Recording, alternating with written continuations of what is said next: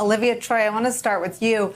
I saw in, I think, the very first ad you did, or one of the interviews you did around it, that one of the unfortunate and I'm sure tasks you took on reluctantly was to have to call Dr. Fauci when he was en route to the White House for coronavirus task force meetings. I guess it's not a surprise that 14 days before an election, Trump is in a war of words with Tony Fauci, who I think maintains about a 67% trustworthy rating, and Trump's down in the 20s, and not his opponent, Joe Biden. But I wonder what you make of what it says about his inability to grasp the pandemic.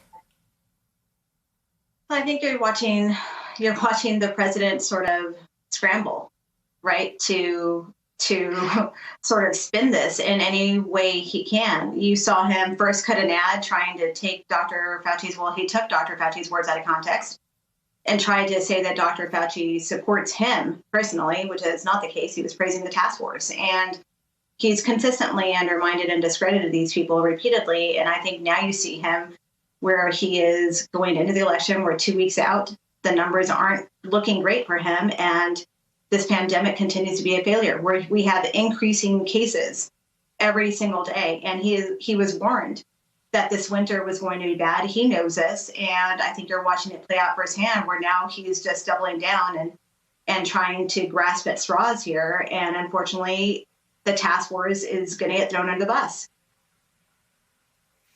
Olivia, what do you make, having been a part of the task force, of this reporting that someone like Dr. Atlas hasn't just joined a group that at its inception contained some esteemed doctors and scientists, but has railroaded over those esteemed doctors and scientists and is now bending the task force, to the degree it exists at all, toward herd immunity?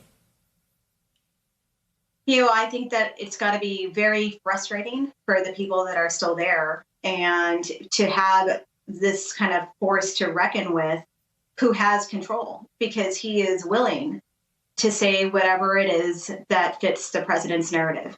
And we have watched him. I've watched his, report on Fox. I've watched him go on that network.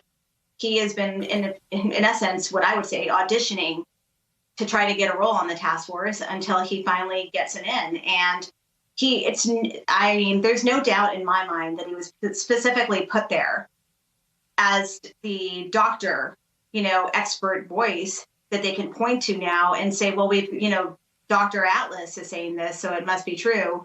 When you've got people who are actually pandemic experts sitting in the room with them who are telling you everything he's saying is inaccurate.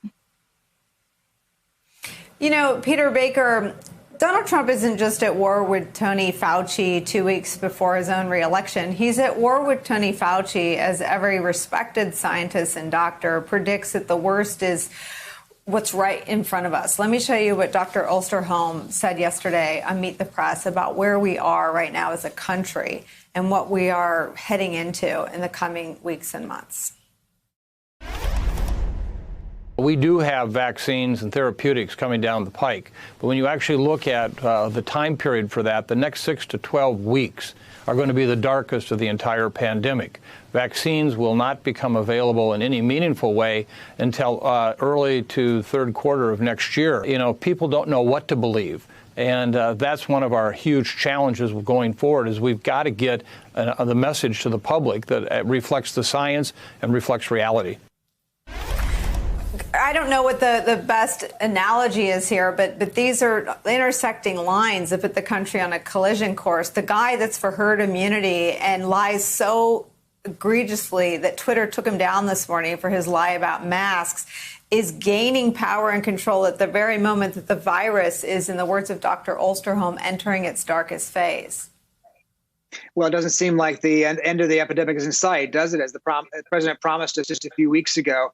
At this point, not only cases on the rise again, but so are deaths. In 21 states, deaths are on the rise. We've now passed, I think, or almost about to pass 220,000 deaths in this country. That's equivalent to the city of Des Moines, Iowa. I mean, think about that, Nicole. You and I have spent a lot of time in Iowa as presidents try to, or people want to be president, try to get votes. Imagine if the entire city of Des Moines, Iowa was simply wiped off the map. What would be a president's reaction to that? Wow. You wouldn't have him arguing with the facts, we wouldn't have him arguing with, saying that it was overblown. We would say that's a pretty major event in the life of a country. And you don't hear that from this president. This is a president who tries to bend reality to fit his chosen, what he wants to believe, as Olivia, I think, just mentioned. If the news stories are wrong, they're fake. If the polls are bad, they're fake. If a scientist tells him this is what's going to happen or what could happen or the dangers or what should be done, they're fake. Anything that gets in the way of the narrative that he wants to sell 2 weeks out from an election that polls show he is currently losing.